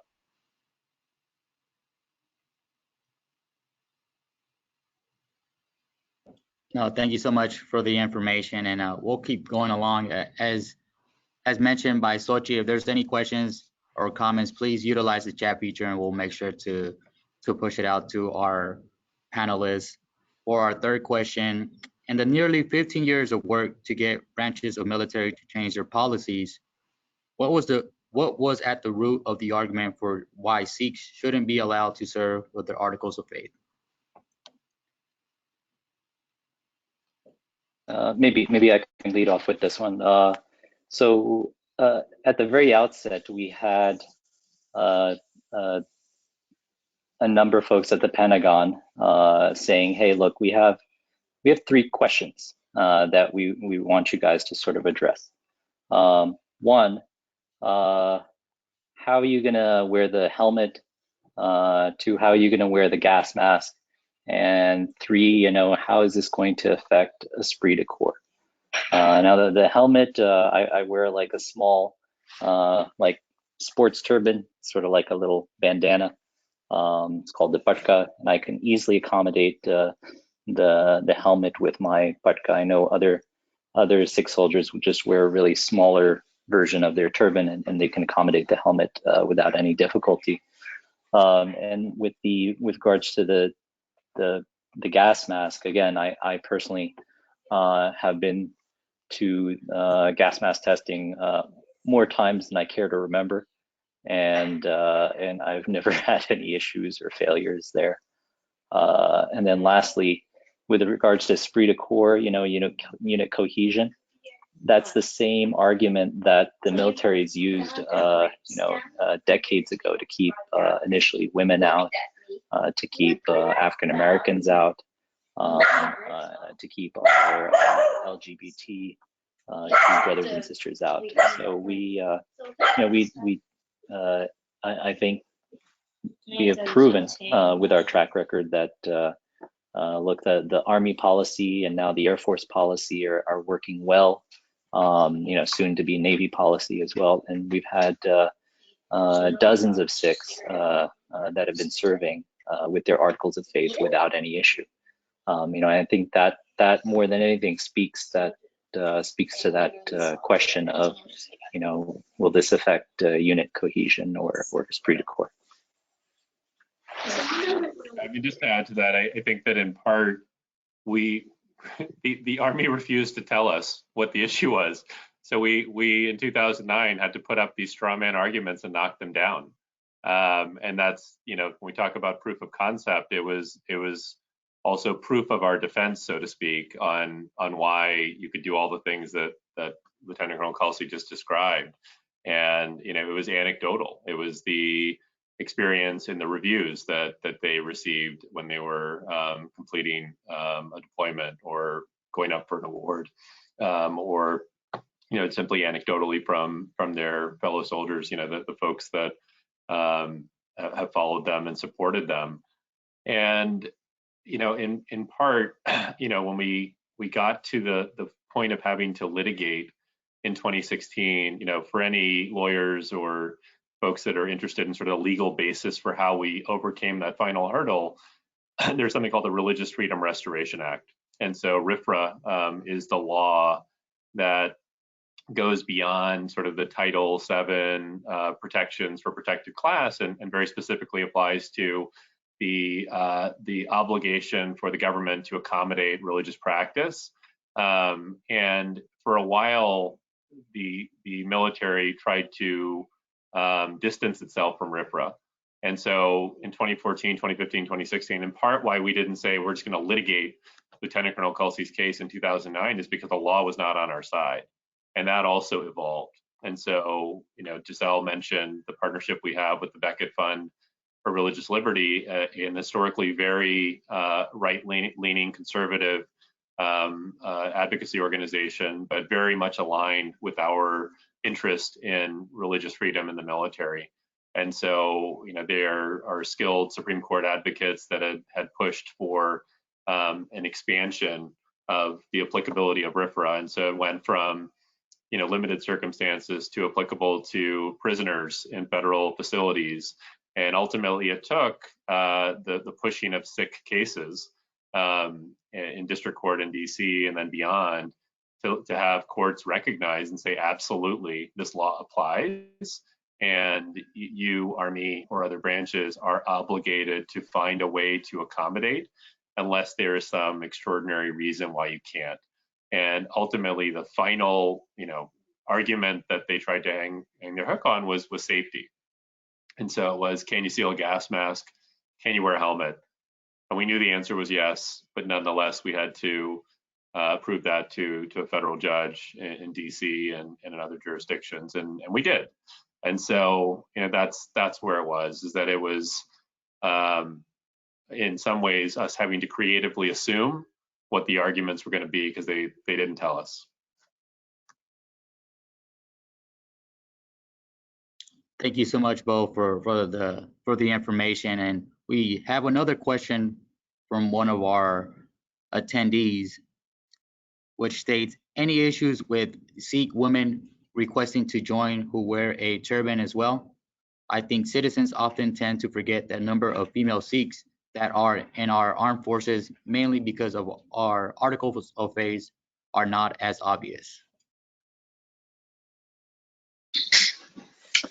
Yeah, maybe Giselle and Amin, you guys can chime in on this as well. But I know not too long ago there was a young naval recruit who wore a turban, and she was turned away from her her initial entry at basic training because of her turban and long hair. And at the same time, there is a young girl that we helped in the Air Force that she has long hair, and so we were able to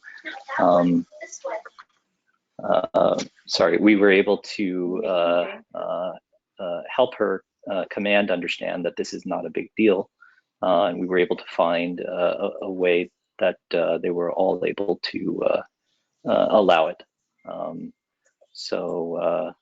Yeah. Thank you, Kamal. So I agree with, I'll just echo what he said. We did have a client in the Navy that was in 2018, female recruit, I guess, because she wasn't serving yet, who actually did maintain a turban. And that was before the recent policy change that happened in the Navy. So essentially at the time, and this is something that would have applied to a male individual as well, but essentially at the time, what the Navy was saying was you can get an accommodation for your religious headwear. However, it would still have to be worn concealed under the regular Navy headgear. So for members of the Sikh faith, that again, it's not an option. If it's for a really specific safety reason, that's one thing, like the helmet that Kamal mentioned before. But if it's non-protective military headgear, then the turban they should be allowed to wear the turban unconcealed. So that case, again, 2018, so before the Navy updated their policy, if that case happened today, they did change their policy to allow for unconcealed religious headwear specifically. But to the question that was asked from one of the attendees, there's definitely we get less requests from women who do maintain turbans, but we would absolutely approach a case with the woman the same way we would the cases that we have with male service members.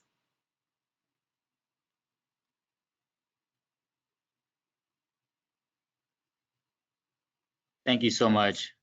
Moving along to our next questions. Since the Army or Air Force has changed their policies to become more inclusive, has there been any problems with Sikh service members serving today?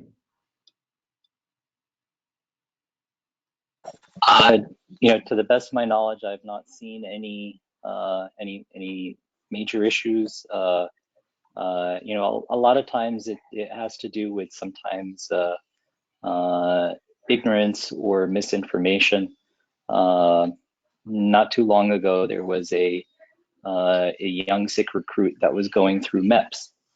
That's the military training, and I don't think I've had time, Amin and Giselle, to mention this issue to you, but as he was going through MEPS, they told him that he would have to remove his turban, and he was wearing the smaller patka, sort of like the sports type turban.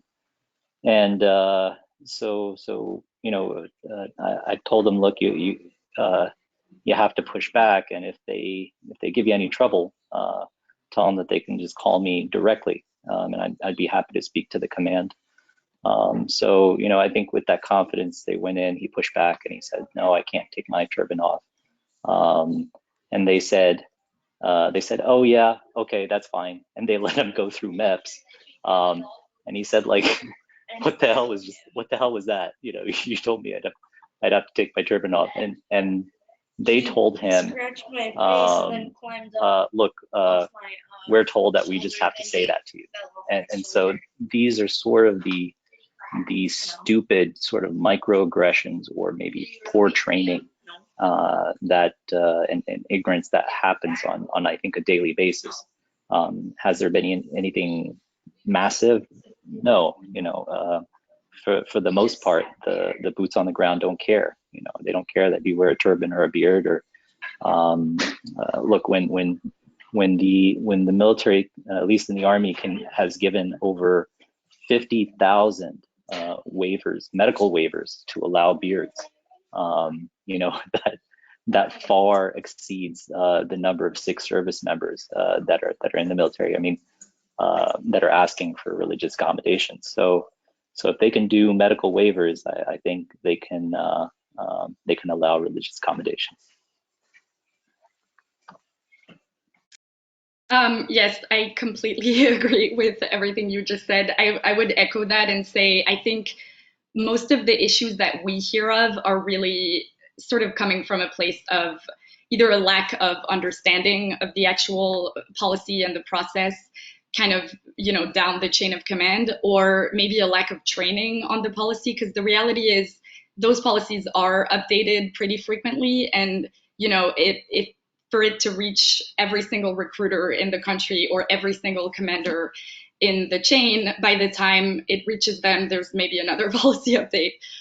So anything that we've seen is usually related to a sort of misunderstanding about, the details of the process, or when exactly the request is supposed to be submitted, where exactly it's supposed to go, those types of issues. So this is also something that we try to work on in providing additional training, guidance to make sure that the policy and the procedures are adequately understood and followed by everyone through the chain of command. But other than that, in terms of, the Sikhs that do have accommodations and are serving, as far as I'm aware, we haven't heard of any issues in the Army and the Air Force.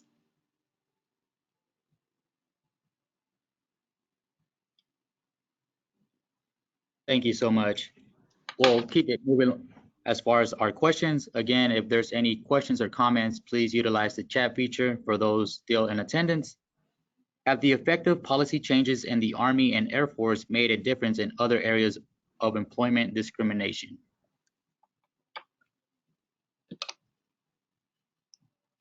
I can start. So yes, this is something that is actually really interesting in terms of, so for our work, as I was mentioning earlier, one of our core areas is employment discrimination, regardless of the employer, right? So here we're talking about military cases, but we also work on a variety of other employment discrimination cases. And one thing that we've seen is that, especially for law enforcement jobs, there is clearly a sort of incentive created by the fact that in the military, Sikhs are able to get religious accommodations. So, I think it does have, this is something that we use, for example, in other employment discrimination cases as an example of the fact that there is a way to do it. And, the military, especially the Army and the Air Force, have been doing it. It works really well as an example for those law enforcement cases. But I think even other fields, just, Lieutenant Colonel Kelsey mentioned UPS recently, for example. So, and that is true. There is this sort of, one step at a time, breaking the barriers. And if there's one example of a place where it works, then I think it does create a real incentive, and it has a real impact on other employers in any other field. And I'll just add, part of it is, not just the impact that these accommodations and the expansion of diversity and inclusion have on other employers, but it wasn't just about breaking down the barrier, right? It's not just about the fact that we want Sikhs to be able to serve. It's that we are a better fighting force when we have a diverse representation in those ranks. And so, over time, we met leaders from militaries around the world, and those within the U.S. military who really viewed diversity as a strategic imperative. That we are not as competent, successful, insightful as a military when we don't have diversity.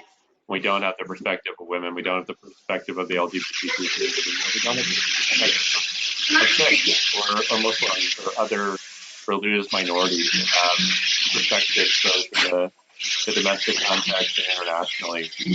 And so, I just think that the inertia that builds over time by breaking down these barriers really has far-reaching consequences. And I'll just share a very brief anecdote now that we've we've been doing this for over 10 years, and thinking back to the mapping of what the hell we were going to do back in 2009, not knowing what choose your own adventure path this was going to go down. We've had the opportunity to speak with policymakers in the Pentagon over time, and I've been able to sort of track the evolution. And we had a call with some fairly senior folks in the Army a few months ago, and if I had been on video, my jaw would have been dropped down, because just to see the difference at the highest leadership levels in the enthusiasm, the understanding of the issue, the creative thinking about how not just to allow the Sikhs that happen to be there to continue serving, but how do we make this even more broad? And how do we lean on the other branches to take this history of success in the Army and apply it to our peers and create some internal DoD peer pressure? And so, 10 years is a long time, but it's not a long time. And so, at the end of the day, this is history making stuff, and sometimes it takes some time to get there. And our hope is that it doesn't take as long in the other branches to achieve the success we've had in the Army. Yeah, I would have to echo those sentiments, and I agree with what's been said. The Army is one of the largest employers in the United States, right? So it sets the tone for all the other employers, and that certainly applies to the police, I think fire, EMS, multiple other agencies, blue collar, white collar jobs. If the Army says, look, or the military says, look, these guys are unprofessional, we're not going to let them be a part of our organization, that sends a not so subtle message to the rest of the employers in the country. So I'm very proud of the policy change and the work that we've done, like Aman said, over 10 plus years now. This will have a ripple effect for generations to come. No, thank you so much. I definitely agree. The mission readiness from a military standpoint, it's that much better off when we have a diverse group of folks willing to serve our nation. And of course, being a reflection of our greater society, if it happens in the DoD, then I can definitely see it happening society as a whole. So thank you so much for that input. For our second to last question, we have, if you had the chance to speak to a prospective service member who wants to serve in a branch of the military that still prohibits religious articles of faith, what will you tell him or her? Kamal, do you want to start? Sure. Yeah. Thank you. If they're facing any sort of pushback or discrimination, I would say it's your duty as not just a Sikh, but your duty as an American to push back against that type of ignorance. And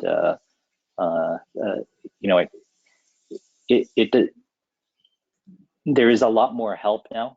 There's a lot more precedence, luckily, legal and otherwise, to give momentum to the efforts of individuals that are looking to serve in the military and really everywhere. So we're very hopeful that in the years ahead that will change policy in the Navy, in the Marine Corps, in the U.S. Public Health Service, in the Coast Guard. So we're, this is change. This is change on a very fundamental level, and it takes time, and we understand that. And I think those of us that are passionate about this issue, we'll keep pushing on it for next 10, 20, 30 years longer if needed. So we know that this is a sort of a long-term fight. And I'll just add to that. I think that, as I mentioned a few times, the foundation we were building upon in 2009 is very different from the one we're building on in 2020. And so we know definitively that if the Marine Corps or the Navy really wanted to push back the standard of what would be acceptable limitations on religious accommodation are very narrow based on the law. And so there may be an inherent stubbornness and unhappiness or discontent about moving in the direction of history, but it is a losing position. That being said, we're still approaching those other branches with the same level of respect and deliberation and deference, because again, you know, the goal throughout this entire process was not to ram this down the throat of any individual branch, but rather to help them see that there is a right and a wrong side to this this issue. And I think we got over that hump in the Army, but it took a few years to get there. And I do think that things are going to move more quickly in the other branches. And you know, I think we'd be remiss if we didn't say that in light of the election, we are heading into an administration that we fully expect to be friendlier to diversity and inclusion in all aspects of government, including the military. And we would hope that this is the time in which DoD recognizes that, you know, we've hit that breaking point, as we saw with the end of Don't Ask, Don't Tell, that we are at that point where there may need to be a DoD level directive that moves the remaining branches in the right direction.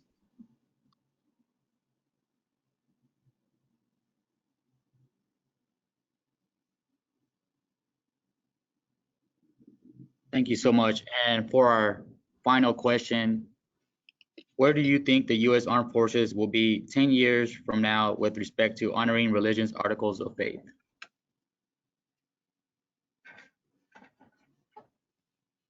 Hopefully we don't have to do this work anymore 10 years from now, I guess would be my answer. No, I mean, I think that kind of goes to the previous question, and what both Amin and Kamal shared is we do, you know, this started way before I even joined the Sikh Coalition team back in 2009, and it's definitely not the same country that we live in today, and there's a huge amount of progress that has been made.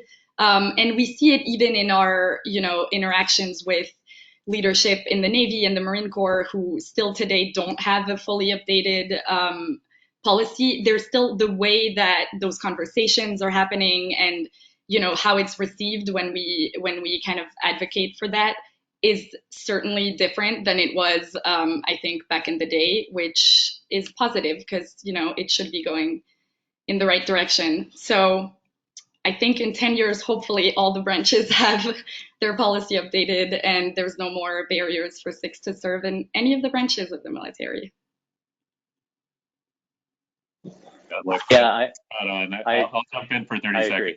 Kamal, you got to close this one out because you have your finger on the pulse. But look, to see where we started and where we are in 10 years, I have no doubt that the momentum is going to propel Sikh service members and other members of religious minority communities to every level of service in all of the branches and the Coast Guard and beyond. You know, taking back to the one I mentioned, Captain Singh, who was our West Point client who had to cut his hair and then re-adopted his faith. He's now on faculty at West Point.